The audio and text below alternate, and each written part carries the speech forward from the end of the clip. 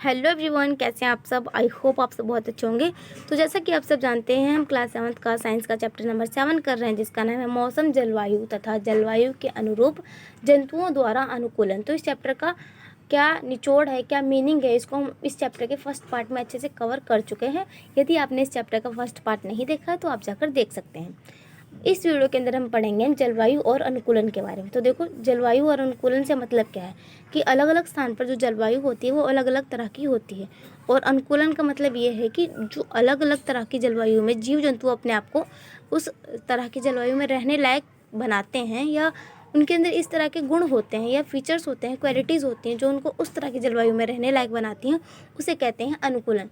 तो अब इसको हम पढ़ना शुरू करते हैं। तो देखो, जीवों पर जलवायु का गहरा असर पड़ता है। जंतु उन परिस्थितियों में रहने के लिए अनुकूलित होते हैं जिसमें वह रहते हैं। कौन सा जीव किस तरह की परिस्थिति में रह रहा है, उसके हिसाब से उसका शरीर जो है वो बना हुआ है या ढला हुआ है। अत्यधिक सर्द और अत्यधिक गर्म जलवायु में जीवित रहने वाले जंतुओं में स्वयं को चरम शीत या गर्मी में रहने के लिए कुछ विशेष गुण होते हैं।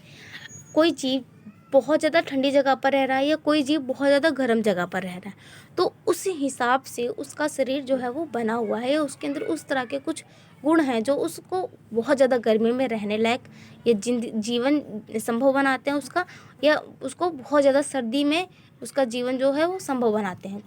कोई भी कहीं भी बहुत सर्दी को सहन नहीं कर सकता, कोई बहुत ज़्यादा गर्मी को सहन नहीं कर सकता। तो अलग अलग परिस्थितियों के हिसाब से जीव जंतुओं के अंदर अलग अलग तरह के जो गुण हैं वो होते हैं। तो उस हिसाब से जीवों ने अपने आप को ढाल रखा हो, तो उसे कहते हैं हम अनुकूलन।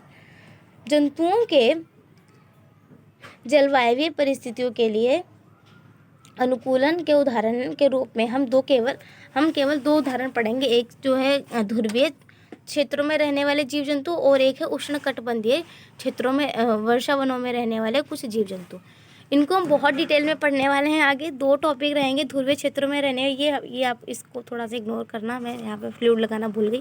ध्रुवीय क्षेत्रों में रहने वाले जीव जंतु के अंदर किस तरह के गुण होते हैं जो उनको बहुत ज़्यादा ठंडी जगहों में रहने लायक बनाते हैं, और गर्मियों यानी कि उष्णकटिबंधीय वर्षा वनों में या उष्णकटिबंधीय क्षेत्रों में रहने वाले जो जीव जंतु हैं उनके अंदर ऐसे क्या गुण होते हैं जो उनको उस जगह पर रहने लायक बनाते हैं। तो देखो, ध्रुवीय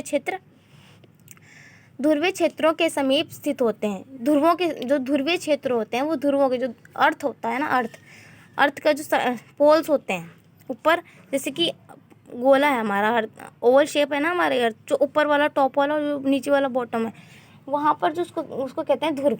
पोल्स जो होते हैं अर्थ के, उसको कहते हैं ध्रुव। तो ध्रुवों पे जो क्षेत्र होते हैं उनको कहते हैं ध्रुवीय क्षेत्र। जैसे कि उत्तरी ध्रुव और दक्षिणी ध्रुव। भारत का हम अगर देखेंगे या पूरी धरती का देखेंगे तो जो ऊपर की साइड है वो उत्तरी ध्रुव, और जो नीचे की साइड बॉटम की साइड गोले में जो होता है उसको कहते हैं दक्षिणी ध्रुव।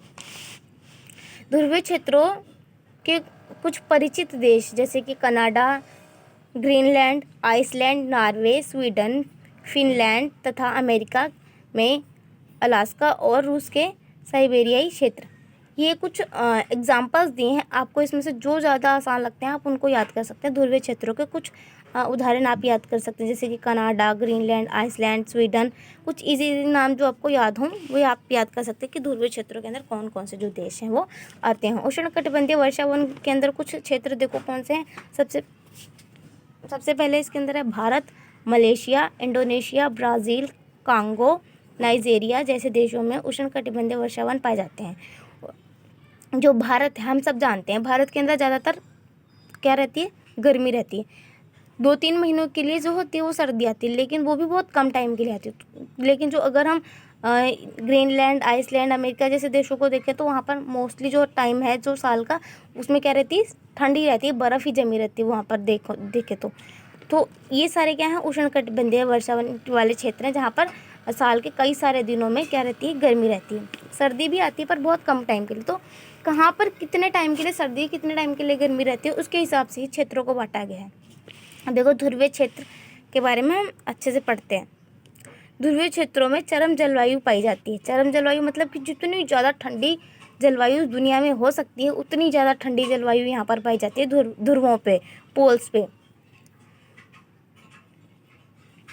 ये क्षेत्र हमेशा बर्फ़ से ढके रहते हैं। यहाँ साल के अधिकांश भाग में सर्दी रहती है। यहाँ 6 महीने सूर्यास्त नहीं होता और 6 महीने सूर्योदय नहीं होता। मतलब कि जो जितनी ज़्यादा ठंडी जलवायु जो है वो धरती पे पाई जा सकती है, वो उतनी ज़्यादा ठंडी जलवायु यहाँ पर हम देख सकते हैं या होती है।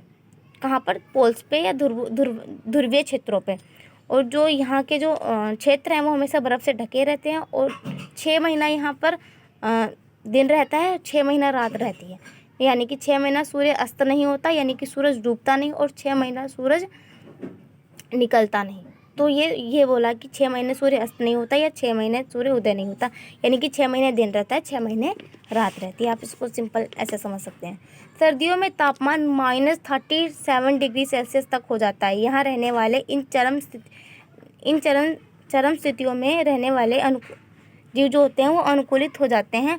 उदाहरण के लिए ध्रुवीय भालू, और इनको पोलर बियर भी कहते हैं। ध्रुव का मतलब होता है पोल्स, और ध्रुवीय यानी कि पोलर, और भालू बियर, और पेंगुइन। इसके कुछ उदाहरण, इनके हम फीचर्स के बारे में पढ़ेंगे। पोलर बियर जो होते हैं ये ध्रुवीय क्षेत्रों में जो रहने वाले भालू होते हैं, और पेंगुइन, उनके अंदर ऐसे क्या गुण हैं जो इनको इतनी ठंडी कंडीशंस में रहने लायक इनको बना रहे हैं। और सोच रहे हो सर्दियों में यहाँ का टेम्परेचर कितना जाता है?